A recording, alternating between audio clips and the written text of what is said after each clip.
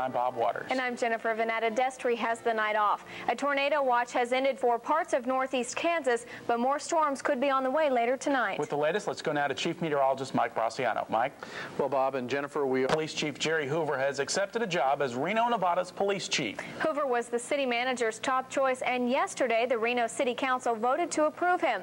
But the vote wasn't unanimous, and there were several who spoke against Hoover. John Carroll from Reno station KOLO reports on what turned out to be a lively day at Reno City Hall.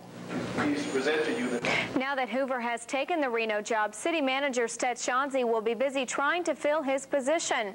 First, an interim chief must be appointed. Then the search will begin for a permanent chief. Shanzi says he will be consulting with Hoover, the commanders, and the FOP for advice. FOP President Paul Gatewood says he thinks Shanzi will listen to the FOP and says he trusts Shanzi will make the right choice.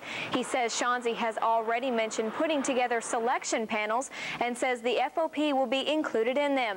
Hoover's known for initiating community-based policing in St. Joseph, and that's something the FOP would like to see stay. it also has to be somebody Sometime in the next week. Jurors heard the story of Tim McVeigh's childhood today in the words of his father, Bill. The defense played this 10-minute videotape showing Tim McVeigh as a child growing up in New York, a regular kid who dressed up at Halloween and rode around in wagons, then went off to war to fight for his country. When the video was over, Bill McVeigh told the jurors, "I love Tim. I want him to stay alive." The last witness has testified in the penalty phase. Jurors will be back tomorrow for closing arguments and jury instructions.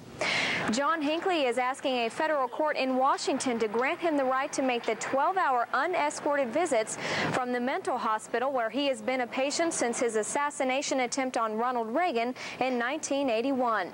Prosecutors continue to oppose his request.